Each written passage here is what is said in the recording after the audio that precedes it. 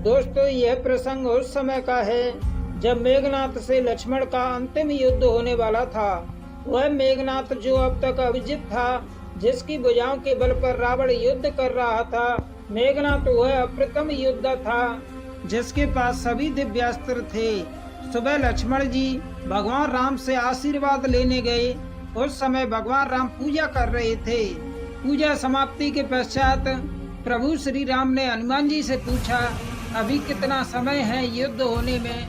हनुमान जी ने कहा कि अभी कुछ समय है, अभी तो प्रातः काल है। भगवान राम ने लक्ष्मण जी से कहा, लक्ष्मण तुम ये पात्र लो और भिक्षा मांग कर लाओ। जो भी पहला व्यक्ति मिले उसी से कुछ अन्न मांग लेना। सभी बड़े आश्चर्य में पड़ गए।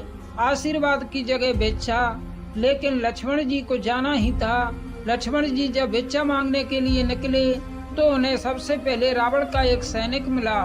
यदि भगवान राम की आज्ञा न होती तो उस सैनिक को लक्ष्मण जी वही मार देते, परंतु वे उससे भिक्षा मांगते हैं। सैनिक ने अपनी रसद से लक्ष्मण जी को कुछ अन्न दे दिया।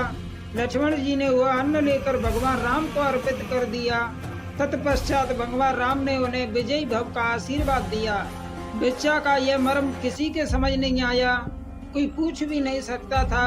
फिर भी यह प्रश्न तो रह ही गया। फिर भीषण युद्ध हुआ।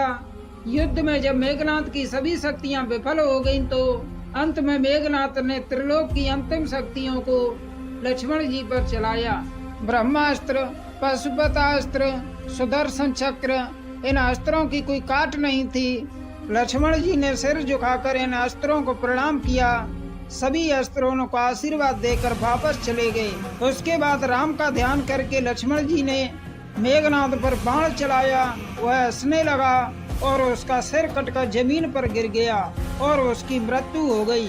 उसी दिन संध्याकालीन समय भगवान राम शिव की आराधना कर रहे थे, लेकिन वह प्रश्न तो अब तक रह ही गया था। हनुमान जी से रहा नहीं गया और उन्होंने पूछ लिया, प्रभु वह भिक्षा का मर्म क्या है। भगवान मुस्कुराने लगे और बोले, मैं लक्ष्मण को जानता था, वह अत्यंत क्रोधी है, लेकिन युद्ध में बहुत ही विनम्रता की आवश्यकता पड़ती है।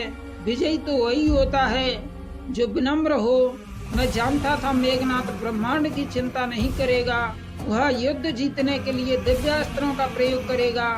इन अमोघ शक्तियों के सामने विनम्रता ही काम कर सकती थी, इसलिए मैंने लक्ष्मण को सुबह झुकना बताया।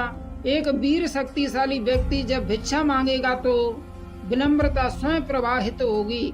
लक्ष्मण ने मेरे नाम से बाण छोड़ा था। यदि मेघनाथ उस बाण के सामने विनम्रता दिखाता, मैं भी उसे क्षमा कर देता। युद्ध काल में विनम्रता शक्ति संचय का भी मार्ग है, वीर पुरुष को शोभा भी देता है।